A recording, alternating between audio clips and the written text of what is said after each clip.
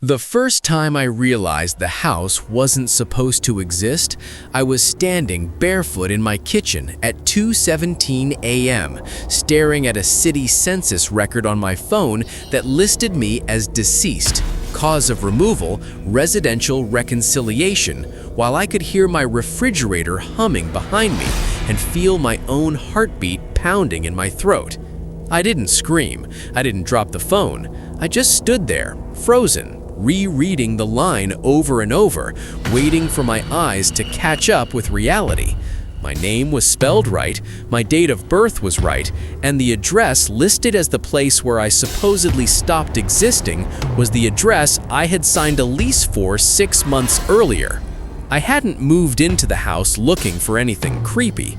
I was tired, burned out. I wanted quiet. The listing barely had photos, which I actually liked.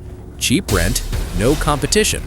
The house sat at the very end of a narrow street in a mid-sized Midwestern city, the kind with straight roads and predictable neighborhoods. 2 stories, narrow porch, windows that seemed just a little too dark no matter the time of day. When I pulled up for the first time, my GPS told me I'd arrived, then immediately recalculated like it wasn't sure. The landlord, Frank, met me outside instead of inside. He unlocked the door fast, didn't bother with small talk, and rushed through the tour like he wanted it over with. When I joked about the place feeling off, he didn't smile. He just said, "If anything feels wrong, don't call the city. Don't file complaints. Just keep your head down." I assumed he meant code violations. I signed the lease anyway. The neighbors were polite but distant. I waved, they nodded. No one ever commented on the house itself. At a block barbecue, I mentioned my address, and a guy paused mid-bite and said, "There's no house there." Someone laughed awkwardly, music got louder, and the conversation moved on like he hadn't spoken at all. Setting up utilities should have been easy. It wasn't. Electric company couldn't find the address, gas company said the same, internet took weeks and a supervisor override. Every account was marked manual exception. One guy straight up asked me if I was squatting. I had to send photos, mailbox, porch, street sign, just to prove the place physically existed. Mail came late, if at all. Packages went missing. One certified letter arrived addressed only to occupant. Inside was a zoning notice referencing an unregistered residential structure pending review. I laughed, stuck it on the fridge, and told myself city bureaucracy was a mess everywhere. The sounds started not long after. Footsteps upstairs when I was already upstairs. Soft movement behind me when I knew I was alone.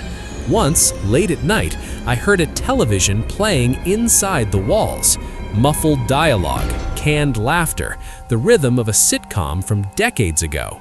When I pressed my ear to the drywall, it stopped instantly, like it knew I was listening. The basement felt wrong. It always smelled like wet paper and rust. I only went down during the day.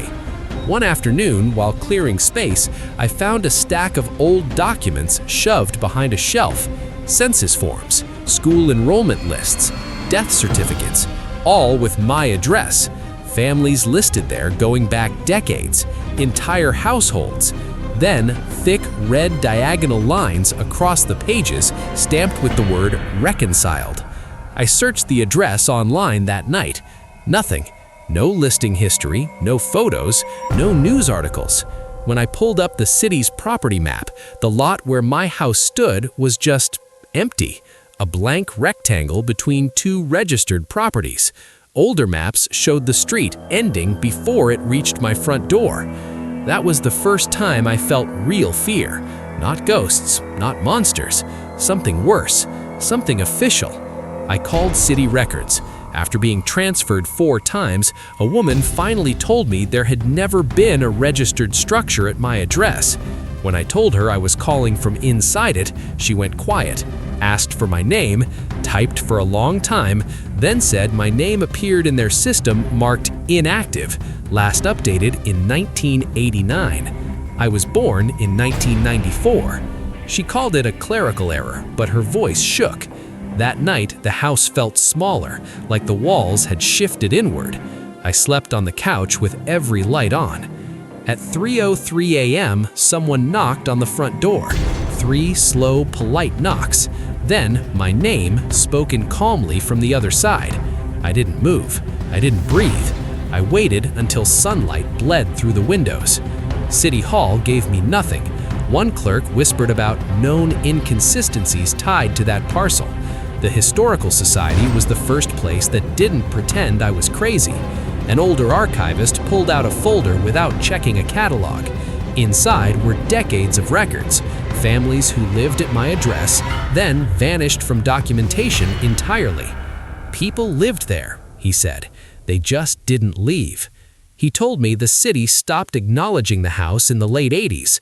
No taxes, no inspections, utilities quietly maintained. If the house didn't exist on paper, it couldn't create legal problems.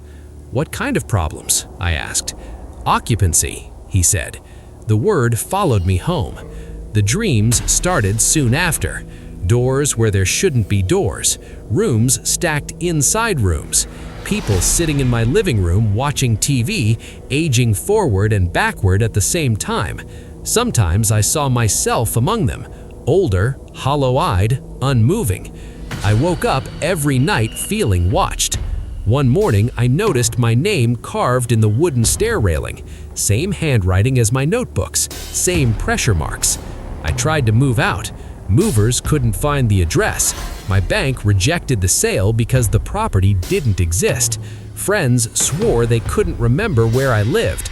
GPS apps looped endlessly. The house resisted being empty.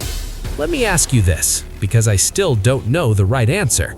If you found out your house didn't exist on paper, that the city had quietly agreed to pretend it wasn't there, would you run immediately, or would you stay long enough to understand why? I stayed. That's when the voices became clear. Not whispers, conversations layered on top of each other. A man begging through a locked door, a woman crying softly, a baby that never stopped, all happening at once, like time folding in on itself. I pulled my credit report, a foreclosure notice dated 30 years in the future. Same address, same name. Status? Resolved. The final night, I ran outside barefoot. The house vanished. Empty lot, quiet street. My phone buzzed with a census notification thanking me for updating my residency status. Then, the house came back. I still live here.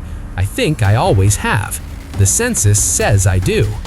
If you've got theories about what places like this really are, or what happens to the people who live in houses erased from the map, drop them in the comments.